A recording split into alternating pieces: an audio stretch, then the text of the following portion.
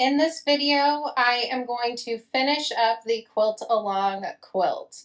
So I'm going to walk you through basting the quilt, quilting the quilt, and putting a binding on the quilt. Now, I'm going to do this all with the methods that I prefer to use, and that starts with basting the quilt.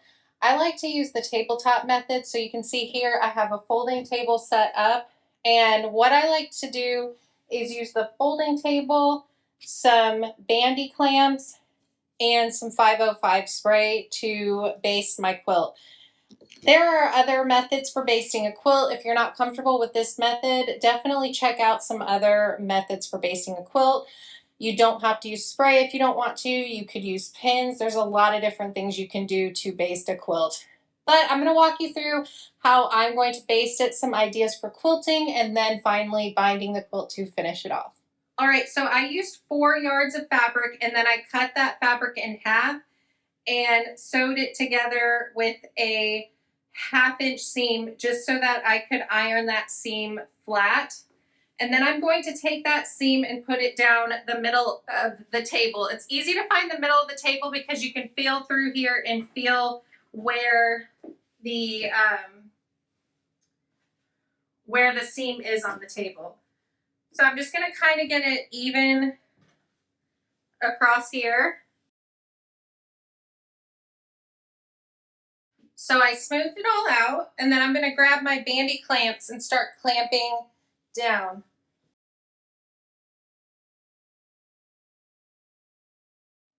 All right, so now I'm going to take my 505 spray and spray a generous layer over the quilt.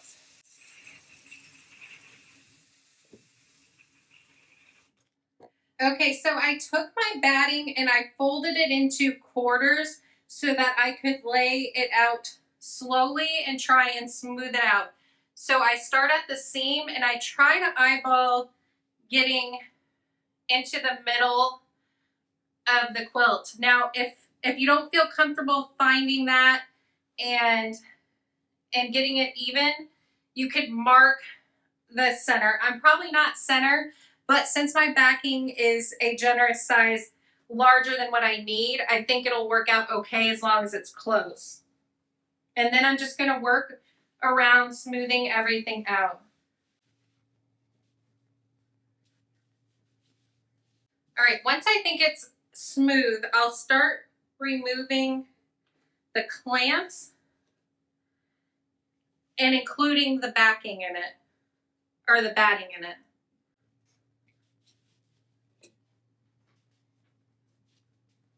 All right, so once I feel like everything feels smooth, what I'm going to do is shift everything in both directions so that I can make sure to get the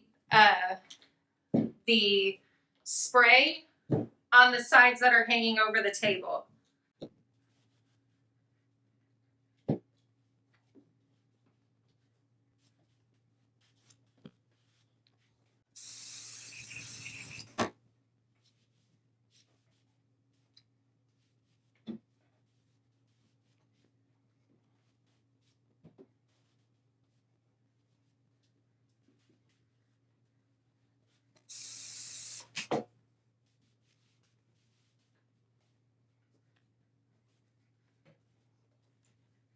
All right, so now I'm going to take the 505 spray and generously place it on the batting so I can put the quilt top on.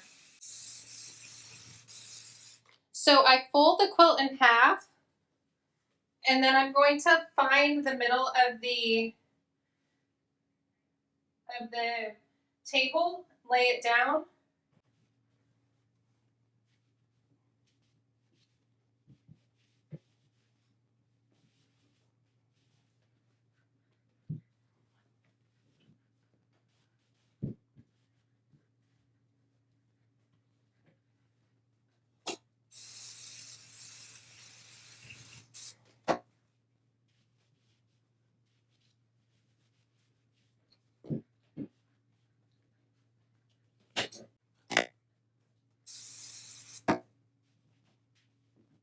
All right, so now that the quilt is basted, I'm going to start quilting it.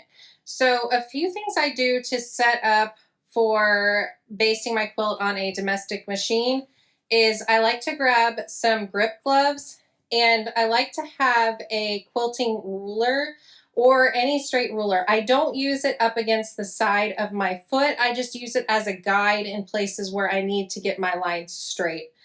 Now on my machine, I like to raise up the presser foot because I just used my 1/4 inch foot on here. I broke my walking foot for this machine.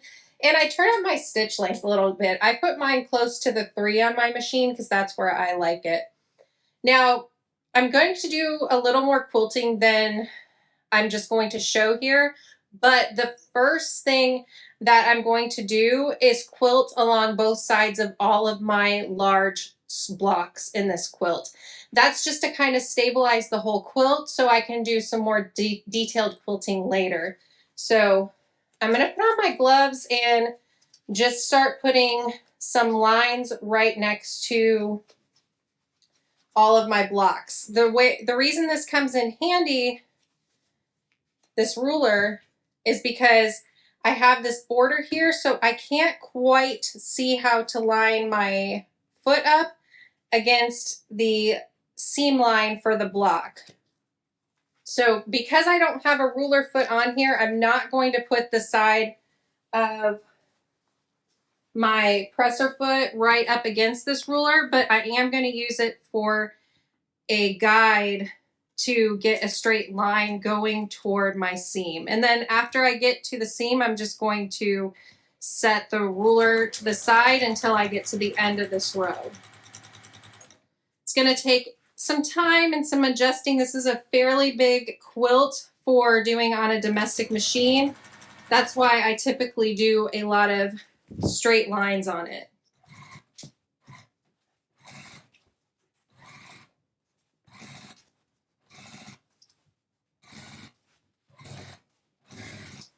All right, so when I get down here to the end, I'm going to put the ruler right up against here so that I can use it as a guide to get my straight line. All right, and so I'm going to do that along each side of the seam on all of these big blocks. And then after that, I'll show you what other quilting that I'm going to do on this quilt. All right, so I have a lot of quilting done so far. I've sewn a 1/4 inch away from the seams for my main blocks throughout the quilt. And then I have sewn a 1/4 inch away from all of my border seams as well. So the quilt is nice and stabilized right now, but these blocks need some more quilting in them. So to start with, I am going to mark now along the diagonal towards these blocks, and I think that'll add some more fun quilting because right now I have everything going straight vertically and horizontally, and now if I add some more quilting going along the diagonal, I think it'll add a little bit of interest. So I have a clover marking pen here, and this is in a gray color. So I'm just going to use that to mark for me to sew. And to just kind of stay with the theme, I'm going to sew along each side of the marked line, not on it. So there's kind of still going to be double lines going across here.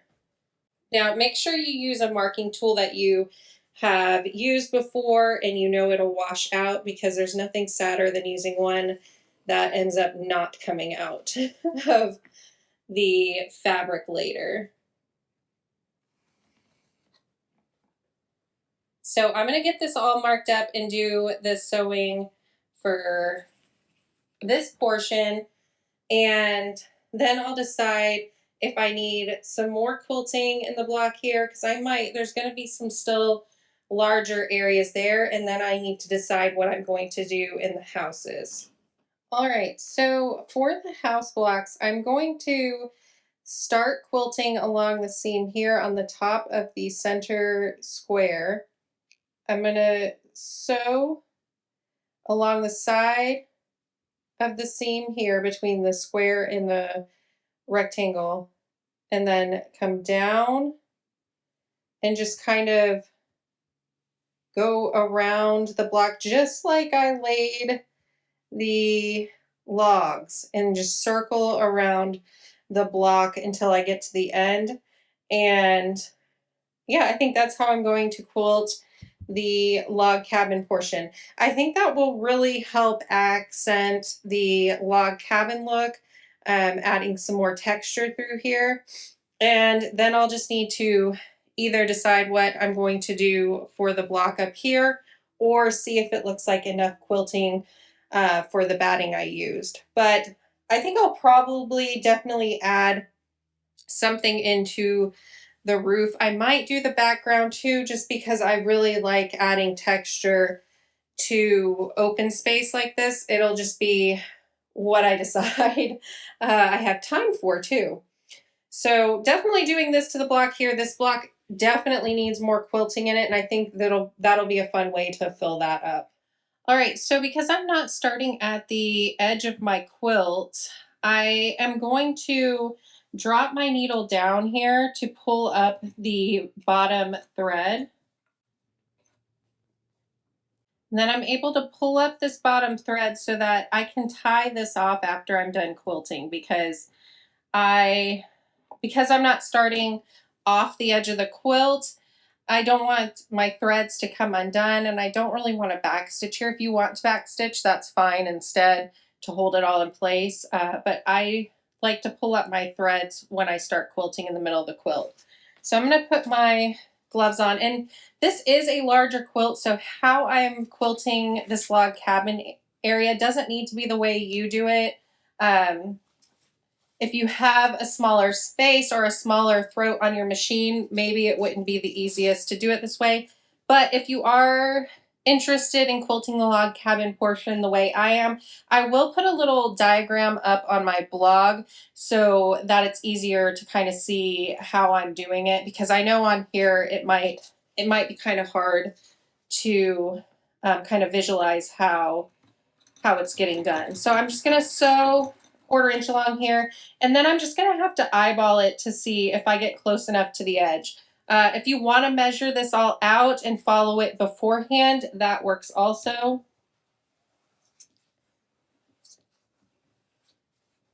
And I probably could have gone one more stitch here, and that's fine. I'm not going to nitpick at it. I don't think anybody's going to notice if I'm not exactly 1/4 inch. I think it's all fine. So I am going to go to the bottom of this green block here, because I don't need super dense quilting. Now, if you go to the bottom of the red and come over, I think that's fine too. And maybe I will do that. Maybe it will look better. Let me see. Yeah, because it'll bring that a little closer in. So I am going to actually go to the bottom of the red, and now I need to remember that for changing the graphic on how I'm going to do it. See, sometimes you just change your mind, and that's okay. See how all this folding in here, I'm keeping the needle down as I turn everything, but you're going to need a lot of space in the throat area of your machine if you choose to quilt it this way, going around and back and forth. All right, so I'm going to the edge of this smaller log cabin strip, and then I'm going to lift up the foot, leave the needle down, and turn everything, and go, just kind of keep circling through here. Well, it's not really a circle, but squaring through here sounds weird.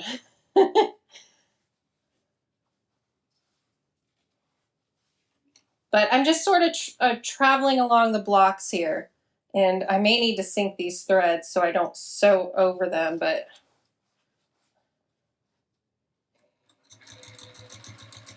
it's kind of going to be some slow going doing it this way. But all of my other quilting so far was really fast. It didn't take me long at all to do all those other straight lines, and I think doing this will really add some nice texture and quilting to this quilt, where I've done more simple quilting so far. I think after I get all of these log cabin blocks done, I'm going to go ahead and square up my quilt and do the binding. I do really want to add some quilting to the roof on this, but I think I'll run out of time and kind of need to finish this quilt off for posting it. But if there's enough quilting done on it, I think if I decide to, I could go back and add a little more. There's really no rules to this. Ideally, I would get it done before adding the binding, but I don't think I'll have time, and I think it will be enough quilting if I end up not doing it.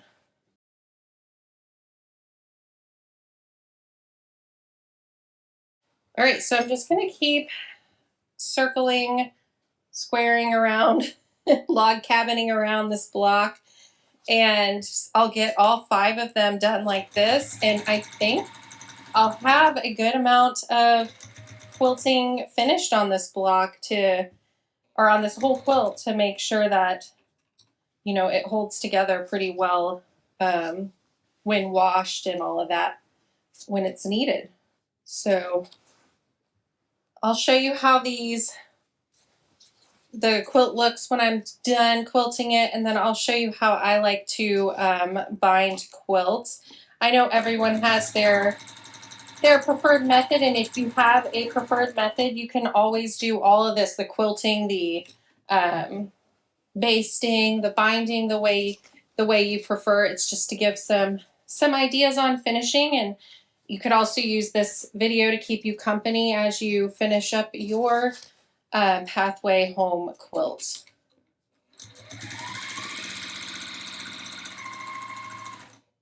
All right, so I got my quilt all quilted, and so now I am ready to put on the binding. And when I bind a quilt, there is really 2 ways that I like to do it. I like to always cut my strips to 2.5-inch strips, but sometimes when I bring those strips together, I like to just do a straight seam, or I will miter them. It just kind of depends on the mood I'm in that day and how I want to bring them together in the end. Because for me, when I'm joining the end strips after I got the binding on the back, I'm not in the mood to try to do the brain teaser to bring the strips together and miter them. So today when I did these, I just did a straight seam. After I get all the strips sewn together, I fold the binding in half, and I am all ready to sew it to the back of the quills. Now, I have never sewn a binding to the front of the quilt, folded it to the back, and hand stitched it on. That's something I definitely want to try. But for now, I have always been sewing my binding to the back of the quilt and then flipping it to the front and top stitching on. So I'll show you a little bit of the steps on how I do that. All right, so when I sew a binding to the back of the quilt, I always have raw edges meeting raw edges. So the fold is facing into the quilt, and then I have a bit of a tail hanging off here so that I can bring the strips together when I get there. Now, I have my 1/4-inch foot on here, so I'm going to sew a 1/4 inch away from the edge, and I raise my presser foot as well, because there's a lot of bulk here between the front of the quilt, the back of the quilt, the binding, and the batting. So a lot of bulk. So since I'm not using a walking foot or anything like that, I make sure to raise the pressure foot so there's not as much pressure pushing the fabric and distorting it.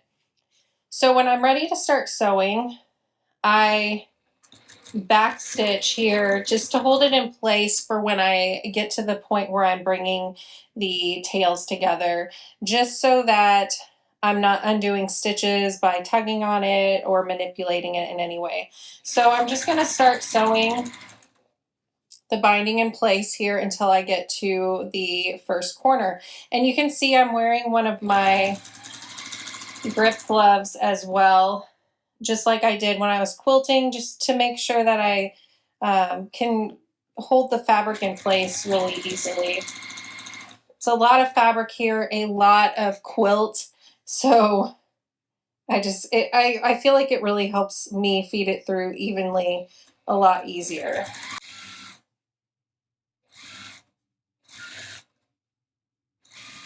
All right, and then when I get about 1/4 inch of away from the edge of the quilt here, I leave my needle down, I raise the foot and rotate so that I can sew straight off the corner of the quilt, and I'll backstitch there, and then I cut away. And I'm going to turn the quilt so that the side that I haven't sewn on yet is facing me. And then what I do is I push the binding up so that there's like a mitered edge here about 45 degrees away from the corner. I finger press that just to make sure it stays in place, and then I'll fold the binding down and I line it up against the raw edge of the quilt again, and then I'll just start sewing along this side. And this is what I will do around the entire quilt until I get back to where I started, and then I will leave at least a foot between where I started sewing and where I stopped sewing, that so that I can bring the ends together of the strips. All right, so after making it all the way back around to where I started, I'm going to trim off the end that has a ton of leftover binding, because I guess I just went a little bit crazy there. So I'm going to trim off about in the middle. And this is just how I do the binding. If you want to do it a different way, feel free to do that. There's no one way to do literally anything when it comes to quilting. All right, so what I like to do is put the binding that I trimmed off up on top, and then I'll just kind of mark where it ended on the longer binding. And then I'm just going to grab a ruler and measure a 1/2 inch away from that marked line, and that's where I'm going to trim off the binding. So I'll have a 1/2 inch overlap between the two binding strips. That way I can join them together with a 1/4 inch seam. So see how it overlaps? So I'm just going to bring them right sides together. And this is why I like to join bindings when I want to, not have to really think about this a lot, when I'm just in the mood to get a binding done quickly, because honestly, binding is my probably least favorite part of quilting. That's why I join them straight sometimes. I know the mitered can lay flatter and look really, really nice, but I can bring this binding together much faster without having to think about it really hard. So you could take this over to the iron or just finger press that seam down, and then your binding will lay flat through here, hopefully, as long as you joined everything properly. And now you can just finish sewing the binding onto the back. So I'm just going to sew across this part that is not sewn down yet. All right. And I backstitch at the start and stop just because I feel like it needs to. I have a kind of longer binding tutorial that goes through how you can get a really nice and perfect binding. And I show ironing the back of this binding over so that it gets nice and flat. And then I show using some tape to tape down through here so the binding stays nice and flat on the front for sewing. On this one, since this is going to be my quilt, it's not one that I'm going to give away or sell, so I'm not so worried about it being absolutely perfect. I'm just going to fold the binding over to the front and stitch it down. Now, when I put a binding on, I raise my stitch length just a little bit more, and I actually like using my 1/8 inch foot when I do the bindings because I feel like it's easier for me to get a straight line across my binding because I can line the 1/8 inch up with the edge of the folded edge of my binding. So that is how I like to do it. Now, if I'm going to make this quilt and do this binding for someone else, I will also start my binding by lowering my needle and bringing the bobbin thread up, and I will tie it off and sink the threads because this is going to be my quilt and because I know that personally I'm not going to ever notice anything on this quilt after it's done. I'll notice it and nitpick now, but after it's been washed and after I've been sitting with it on the quilt for a while or on the couch for a while, I'm not going to notice this stuff. So I'm just going to back stitch to keep the threads in place. A lot of times, and I'm pretty sure I show it in my binding video, if you're wanting to get a nice perfect binding, watch that video. I will link it in the description. But if you just want to get your quilt finished and it's for you and you don't care about all these nitpicky things that sometimes we're hard on ourselves about, just start sewing. Don't spend, oh, I didn't mean to, I thought that was a loose thread. I honestly think we're just so hard on ourselves sometimes about some of the things that we don't really need to be hard on ourselves about.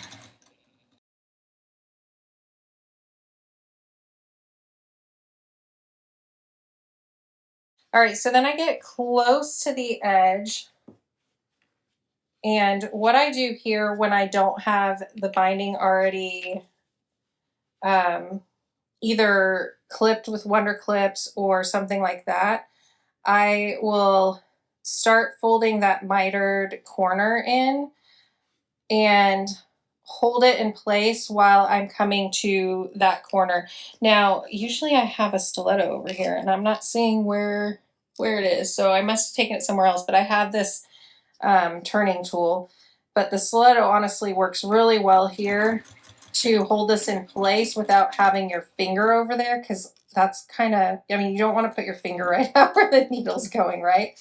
So right now my needle, and you probably can't see it on screen, but my needle is right before this mitered fold. Now, if I tried to turn the quilt now, this fold that I'm holding in place will just come undone because I'll have nothing holding it down.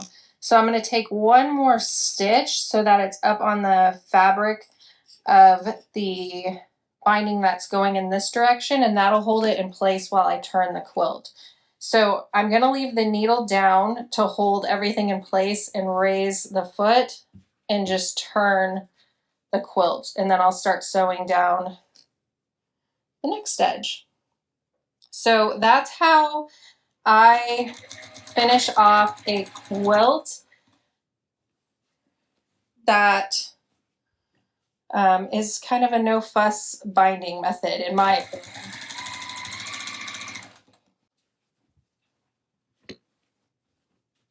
But like I said, there are many different ways to bind a quilt, and if this isn't a method that you prefer, there are tons of tutorials out there and tons of different ways to finish off a binding. All right, so I'm going to finish going around the quilt. It's kind of the same method the whole way around.